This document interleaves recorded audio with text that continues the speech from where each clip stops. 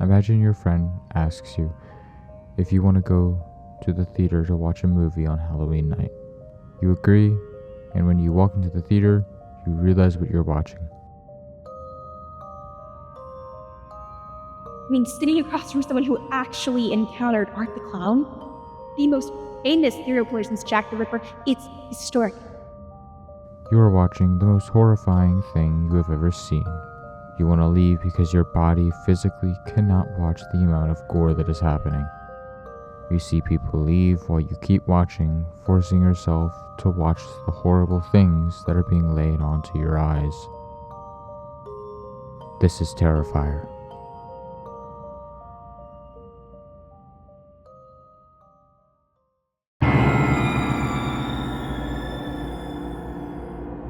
A seemingly regular slasher film turns into the most horrifying experience you might ever have.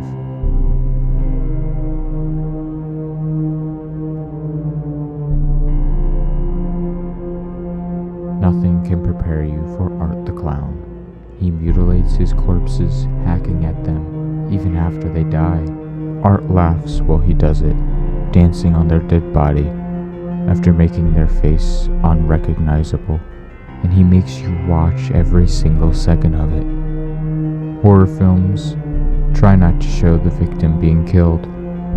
People can imagine a pretty horrific scene, but Art the Clown is nothing like that. What if the writer is more creative than the audience and can show you the most gory scene only someone like Damien Leone could write? He wants you to know how art kills people. He wants you to see something so foul that it might actually make you throw up. It is the most terrifying thing you will ever see in your life.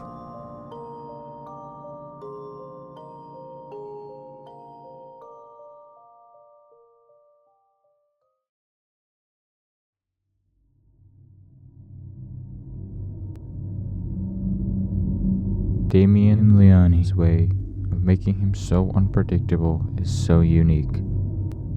I would say that a scene that really shows Art's character is in the second film, inside of a costume shop, where the main character, Sienna, is walking around for her costume, and out of nowhere, there he is.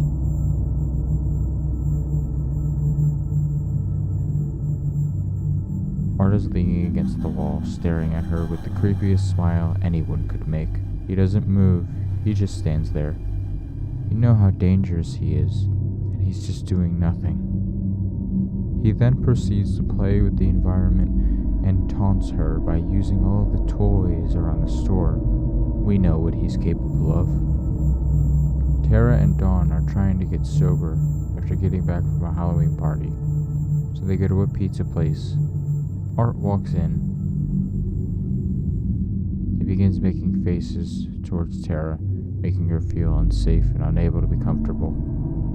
His body language and his exaggerated demeanor makes him more unpredictable. You know there is something wrong because he's too happy. No one is that happy, unless they're faking it. When Dawn goes over to him, obviously drunk, she plays with him and taunts him. This makes the audience even more uneasy, because at this point we know what he is capable of. But that doesn't mean we should find out. It's like awakening a sleeping monster. The stupid character makes the monster mad, when they could have just stayed quiet and didn't mess with them. The layer of unpredictability gets deeper when you hear the music. It's not music, it's that sound when Art is looking for you. When the images cut in line with the slight ding and the ominous sounds, the quintessential slasher music. The music incorporates itself in many aspects of the Terrifier films. It can really show its emotion during the moments you don't want to watch. The moments that I can't even show because of their severity. When you see gore in many films and TV shows, it's pretty disturbing sometimes. Sometimes it's very hard to watch, so hard that you even have to pause it But is it possible to make a film so gory that you can't even finish it? Is that possible? Gore is very fast. In a lot of films, they show a little bit of blood, they show the wound, but that's really it. But that's not what they do here. They do something you never, ever want to see. It took me too many times before I could finally finish the Terrifier films. The gore is so bad that even when you look at the parental guide and read the gore of the scenes, even the description make you physically uncomfortable. Imagining these things being done to real people and seeing them is so unnerving. I couldn't sleep because of the absolute horrors that I was being shown. The thing that makes the gore in Terrifier so special is the length and how the sound design is treated with such care. Damien Leone is amazing at making certain sounds that he knows will repulse you and make you regret choosing to watch the movie. As little as it may seem, the intricate little sounds are what make the gore so unforgettable. In the first scene of Terrifier 3, you can see Art walk into the little boy's room, and without showing, they make you listen, and it completely disgusts you more than you can even imagine. Along with the sound is the length. The length is important. The more you beg, the worse it gets. The worse it gets, the longer it gets. He keeps going and going and going, over and over and over again. Why won't he stop? Is it that hard for him to just stop? And it's not just the bloody gore that is disturbing, it's the environment. It's when Tara goes to the bathroom only to see the most unspeakable bathroom no one would dare to go into. These films are not made for your entertainment. They are made with the sole purpose of disturbing you. Art's unpredictability and his gore are two things that really make him the scariest thing imaginable. There's still something that lingers in the background that no one really thinks about.